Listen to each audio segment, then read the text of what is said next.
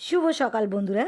ছেলে গেল সকালে বাজার আর সাথে করে নিয়ে আসলো ডিমওয়ালা ট্যাংরা মাছ। আর ডিমওয়ালা ট্যাংরা মাছ আমার কিন্তু ভীষণ পছন্দ। তো ডিমওয়ালা ট্যাংরা মাছগুলোকে আমি ধুয়ে বেছে কেটে রেডি করে নিলাম।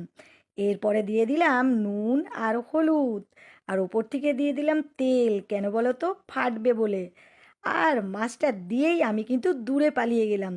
তারপরে মাছটা ভাজা হচ্ছে। ভাজা হয়ে গেলেই ওই তেলে কালো জিরে ফোড়ন দিয়ে আর কাটা পেঁয়াজ আর আলু দিয়ে দিলাম। পেঁয়াজ আলু লাল হয়ে গেলেই আদা রসুন জিরে টমেটো লঙ্কা সব বাটা মশলাগুলো একসাথে দিয়ে দিলাম। দিয়ে ভালো করে কষিয়ে নিয়েই জল ঢেলে দিলাম। আর জল ঢেলে দিয়েই ফুটে উঠলেই মাছগুলো দিয়ে দিলাম। আহা, ওপর থেকে ধনেপাতা কুচি। খেতে কিন্তু দারুণ হয়েছিল। তো এই ছিল আজকে মিনি ব্লগ।